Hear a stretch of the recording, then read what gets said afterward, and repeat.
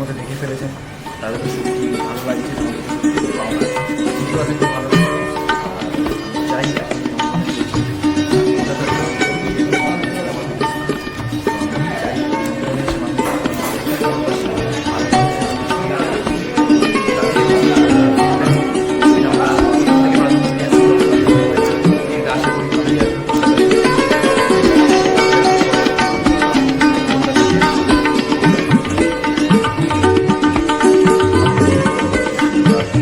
লেখক ও প্রযোজক আজকে লন্ডন হল 2-তে আমাদের এই সপ্তাহ থেকে এই ছবিটি চলছে।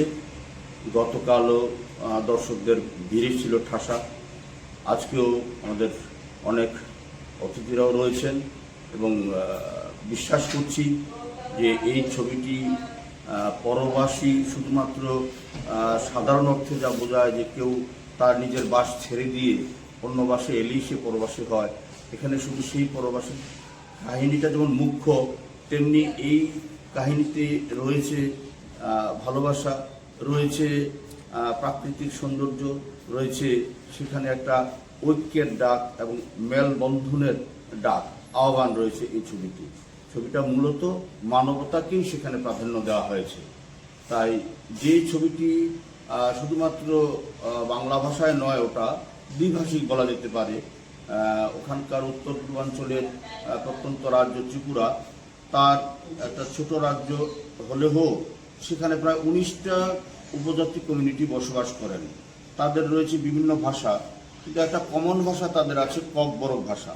এই ছবিতে ককবরক ভাষায় ককবরক কথা যারা বলেন সেই উপজাতি অংশের ভালো অভিনেতা অভিনেত্রীও রয়েছে, এমনকি শিশু শিল্পীও রয়েছে।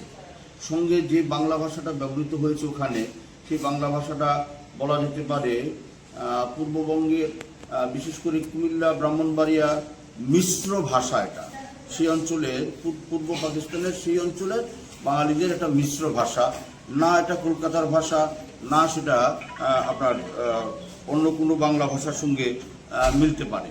হ্যাঁ, সেটা একটু আলাদা করেই আছে। আশা করি আপনাদের কাছে ভালো লাগবে।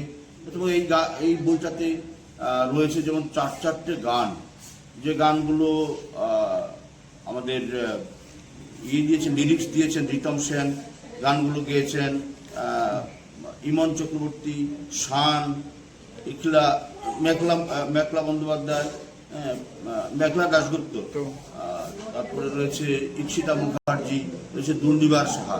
হ্যাঁ, সেখানে এই গানগুলো যিনি মিউজিক ডিরেক্টর তিনি অমিত চ্যাটার্জি।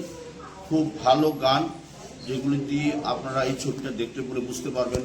ছবির প্রত্যেকটা পর্বে 5-5টা পর্ব রয়েছে, প্রত্যেকটা পর্বের এক একটা অবস্থান শুধু দেশভাগের শেষ কথাই নয়, দেশভাগের ফলে পূর্ববঙ্গের বিশেষ করে বাঙালিদের কি অবস্থা, তার শেষ পরিণতিটা কোথায়, এই ছবিতে আপনারা তাই দেখতে পাবেন স্পষ্টত।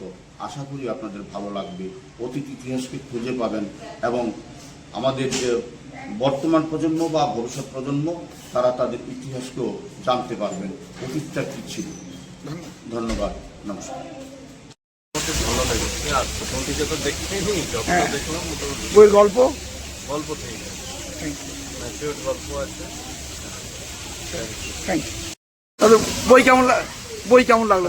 হ্যাঁ, বইয়ের গল্প খুবই ভালো স্যার। বই কেমন লাগলো? বইয়ের ছবি সব থেকে সুন্দর। তবে মা বাবার যেটা আছে বয়সটা, ওটা আরেকটু ম্যাচিউর হওয়া দরকার ছিল, যেহেতু বয়স ওর বাবা হয়ে গেছে। এভরিথিং। ম্যাডাম, বইটা কেমন লাগলো? বইয়ের ছবি, গল্প খুব সুন্দর। কেমন লাগলো বই বলো? বইয়ের ছবি, গান